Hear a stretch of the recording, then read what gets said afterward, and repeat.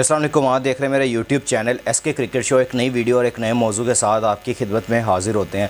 बात करने जा रहे हैं इंटरनेशनल मैचेस में जेम्स एंडरसन ने अपना आखिरी मैच खेल लिया और खेलने के बाद अब जो उनकी गार्ड ऑफ ऑनर मिला इसके ऊपर आगे जाके डिटेल से बात करते हैं। और फिर बात करते हैं ज़मान खान के हवाले से।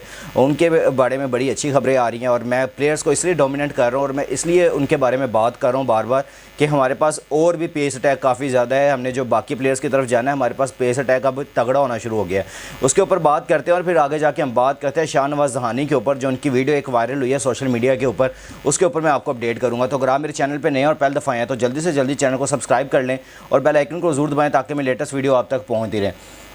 सबसे पहले बात कर लेते हैं जेम्स एंडरसन। एक लंबा कैरियर उन्होंने इतने आउटस्टैंडिंग अपने कैरियर में जो किए हैं। उन्होंने ऑलमोस्ट 188 मैचेस टेस्ट मैचेस खेले हैं और उसमें उनकी जो विकटें हैं 700 हैं। तो यहाँ से आप हिसाब लगाएं, एक लंबा अरसा जब देखें कि 2003 से आया हुआ लड़का या 2004 से आया हुआ लड़का इतनी देर खेले, यानी कि इतना लंबा 20 साल का ऑलमोस्ट इन्होंने अपना कैरियर कंप्लीट किया है। तो ये आप यहाँ से हिसाब लगाएं कि उसने अपने कैरियर में क्या क्या अचीव किया होगा। उसके अंडर इतने ज़्यादा प्लेयर्स हैं, MS धोनी बड़े नाम, उसके अलावा बेन स्टोक्स देख लें, बड़े बड़े नाम, हाशिम आमला, इतने इतने उनके साथ खेल चुके हैं और बाद में उनके कैरियर में एंड भी कर चुके हैं। लेकिन अभी तक ये लड़का खेल रहा था और लड़का ही मैं इसलिए कह रहा हूँ क्योंकि अभी तक वैसे ही फिट हैं और वैसे ही जान मारते हैं अपने ऑन दी डे। जो भी उनके पास जो बॉलिंग का डे होता है तो वो तभी वही जान मारते हुए नज़र आते हैं। तो ऑलमोस्ट आज उनका कैरियर एंड हुआ है जब उन्होंने वेस्ट इंडीज़ को एक बड़े मार्जिन के साथ एक इनिंग और 114 रन के साथ ये हराया। एक यहाँ से हिसाब लगाएं कि इंग्लैंड की क्या अप्रोच है और किस तरह वो वेस्ट इंडीज़ को आज उन्होंने एक बड़े मार्जिन से हराया है। अब थोड़ा सा आ जाते हैं मैच के भी ऊपर, थोड़ी सी नज़र डाल लेते हैं।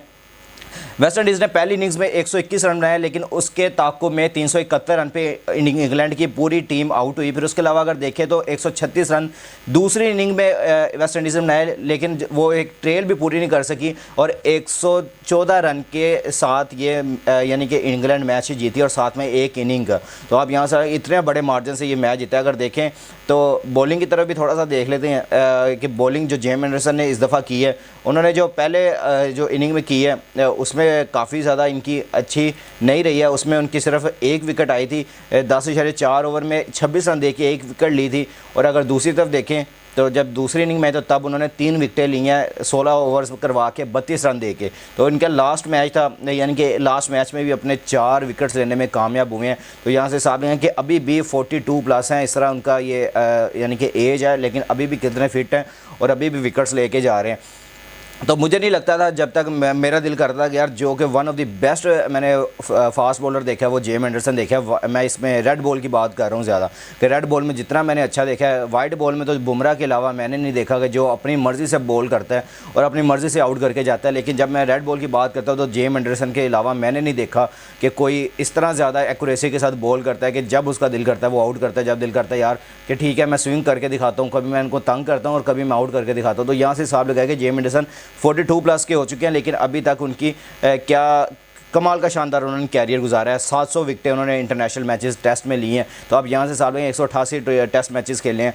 तो यहाँ से आप हिसाब लगाएं कि उनके पास कितने बड़ा एक्सपीरियंस और कितने अच्छे फेयरवेल के साथ वो गए हैं। गार्ड ऑफ ऑनर भी दिया गया उनको प्लेयर्स की जानिब से स्टेडियम से बाहर जाते हुए। आखिरी अपना टेस्ट मैच खेले थे। अब ये बेस्ट ऑफ लक हम कहते हैं उनके नेक्स्ट फ्यूचर के लिए और उनके जो भी आगे नेक्स्ट असाइनमेंट्स हैं उनके लिए काफ़ी ज़्यादा हम उनको बेस्ट विशेज़ भी कहते हैं।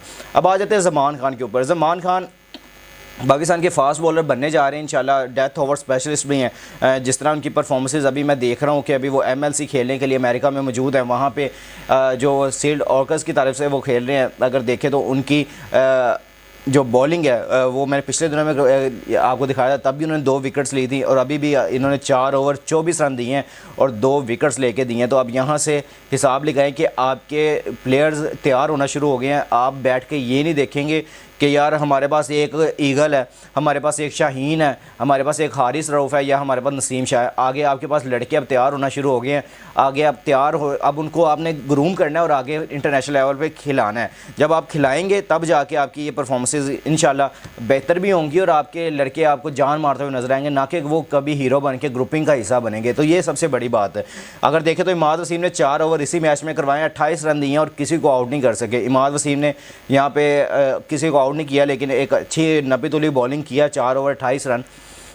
लेकिन अगर दूसरी तरफ देखूँ तो मुझे ज़मान खान इसलिए पसंद है कि ज़मान खान कभी भी किसी भी जब भी उनको मैच मिलता है वो अपनी जान मारते हुए नज़र आए हैं। हमने उनको एशिया कप में देखा था, पाकिस्तान की तरफ से एशिया कप खेल चुके हैं, वहाँ पे देखा था जब उन्होंने जब हम मैच हार गए थे, हम एशिया कप से बाहर हो रहे थे, वो बैठ के क्रीज़ पे रोना शुरू हो गए थे, यानी कि पिच पे बैठ के रोना शुरू हो गए। तो आप यहाँ से हिसाब लगाएं कि जो अपने टीम के लिए इतने मुखलिस हैं। और मुझे आज भी वो याद है जब नसीम शाह इंडिया के ख़िलाफ़ मारने की कोशिश कर रहे थे, लेकिन वहाँ पर वो नहीं मार सके और रोते हुए बाहर जा रहे थे। उनके साथ नसीम शाह के साथ आपको पता है शाहीन शाह अफरीदी क्रीज़ पे मौजूद थे, और वो हंसते हुए उनके मुंह पे स्माइल थी, और उधर से नसीम शाह रोते हुए वापस जा रहे हैं। तो आप यहाँ से हिसाब लगाएं कि हमारे प्लेयर्स के अंदर क्या दोगलापन पाया जाता है, क्या बातें करते हैं और क्या निकलते हैं। तो हमें किसी के ऊपर यहाँ पे कमेंट करने की ज़रूरत नहीं है, ना ही मैं किसी ज़ाती राय पे किसी पे जाना चाहता हूँ। मैं ये कहता हूँ कि यार जो टीम के साथ गलत कर रहा है ना, उसका वाकई ही बेड़ा गर्क होगा। अब आगे जाके जिस तरह सर्जरियाँ शुरू हो गई हैं, वो आगे जाके इंशाल्लाह सबके साथ इस तरह ही होगा। लेकिन अभी जो आपके पेस बॉलर्स अब तैयार हो रहे हैं ना, आप उनकी तरफ जाएँ और उनके ऊपर अब टाइम इन्वेस्ट करें और उनके ऊपर अपना ये सारे सीरीज़ इन्वेस्ट करें। इंशाल्लाह आपको ये आगे जाके फ्यूचर के बड़े स्टार बन के दिखाएंगे। अगर देखें दूसरी तरफ शाहनवाज़ दानी की मैंने वायरल वीडियो की बात ये की है कि शाहनवाज़ दानी की मैंने कल क्लब मैच की एक वीडियो देखी थी, उसमें मैं देख रहा था कि यार शाहनवाज़ दानी वो रिदम के साथ बॉलिंग करते हुए नज़र नहीं आए। पहले 2 ओवर्स उन्होंने अभी करवाए थे, 2 ओवर्स उन्होंने अच्छे कराए, तो तीसरे ओवर्स में ना वो ओवर करवाने के बाद ये इशारा करते हुए यानी कि कीपर की तरफ, अपने कैप्टन की तरफ, जो भी है उनकी तरफ इशारा करते हुए यानी कि वहाँ से वापस जा रहे थे बॉल करवा के अपना ओवर कंप्लीट करेंगे। उसके बाद जब उनकी सांस में देख रहा हूँ जाके पानी पकड़े हैं, सर पे पानी डाल रहे हैं, बैठ रहे हैं, तो मैं देख के कह रहा था यार अभी 2 ओवर्स हुए हैं, तो आप 4 डे की क्रिकेट किस तरह खेलेंगे, 5 डे की आप टेस्ट मैचेस किस तरह खेलेंगे।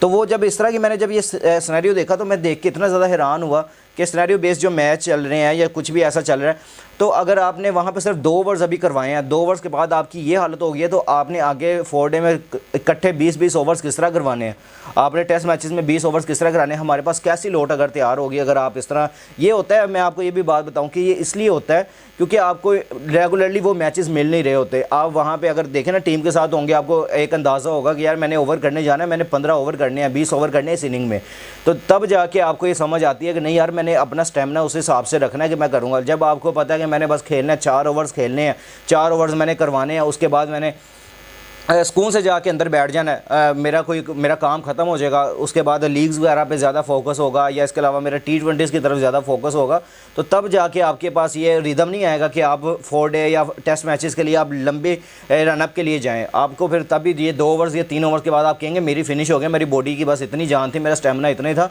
मैं फिनिश हो गया। और बाद में जाके वो पानी पी रहे हैं बैठ के, बाउंड्री के पास बैठ के, फिर सर पर पानी डाल रहे हैं। यार ये हमारे प्लेयर्स तैयार हो रहे हैं, हम किस तरह ग्रूम करें, क्योंकि हमारे सरों पर जो बैठ गए हैं काफ़ी देर से, वो हमने 3 से 4 लड़के अपने सर्कल में रख लिए हैं, जिन्होंने आके बस टीम की तरफ यानी कि खेलना है, उन्होंने खेलना है, उन्होंने टेस्ट मैच खेलने हैं, उन्होंने वनडे खेलने हैं, उन्होंने T20 खेलने हैं। हमारे पास आगे लोड तैयार नहीं होती, हमारा बेंच स्ट्रेंथ अभी तक कोई नहीं है ऐसा प्लेयर है कि हम कहें कि हम शाहीन को रिप्लेस करेंगे, तो किसके साथ करेंगे, किसके साथ करेंगे आप बताएं। आपके पास कोई ऐसा नाम है कि आप शाहीन के साथ किसी को रिप्लेस कर सकें? नहीं है। फिर आप क्या करेंगे, आप फिर जाएंगे शाहनवाज़ दानी के पास, ज़मान खान के पास, फिर आप मोहम्मद अली के पास, आप इस तरह जाएंगे। तो आप यहाँ से हिसाब लगाएं कि आपने अपनी बेंच स्ट्रेंथ ही मजबूत नहीं करते। जब आप लड़कों को रोटेट नहीं ना करेंगे, जब आप बेंच स्ट्रेंथ को आप नहीं जमाएंगे, आप लड़कों को नहीं अंदर लेके आएंगे, उनको नई मैचेस देंगे, तब आपके साथ यही होगा कि लड़कों के अंदर वो स्टेमिना नहीं बनेगा। वो 4 डे क्रिकेट, 5 डे क्रिकेट वो खेलने के बाद उनके पास ये समझ नहीं होगी कि यार मैंने बॉलिंग किस तरह करनी है, फिर वो अपना स्टेमिना किस तरह ग्रूम करेंगे। इसी तरह ही वो ग्रूम होंगे जैसे उनको मैचेस मिले, रोटेशन पॉलिसी के तहत खेलें। अब गिलेस्पी का मुझे बड़ा अच्छा कल का बयान नजर आया कि उन्होंने कहा कि मैंने अब रोटेशन पे लेके जाना है, मैंने लड़कों को आजमाना भी है, लेके अंदर भी आना है, फिर बाहर भी करना है लड़कों को। तो यहाँ से आप हिसाब लगाएं कि इंशाल्लाह ये आपकी क्रिकेट इस तरह ही बेस्ट होगी अगर आपके बेस्ट कोचेज़ अगर आपके साथ जुड़ गए हैं और आपकी टीम को बनाने पर तुल गए हैं, तो इंशाल्लाह आपको एक टाइम आएगा कि आपको लगेगा, नज़र भी आएगा कि यार आपके प्लेयर्स के साथ अब ये ग्रूम होना शुरू है और आपकी बेंच स्ट्रेंथ भी मजबूत होना शुरू होगी। आप नीचे कमेंट सेक्शन में अपनी राय का इज़हार ज़रूर कीजिएगा और दुआ में हमें भी याद रखिएगा। टेक केयर, अल्लाह हाफिज़।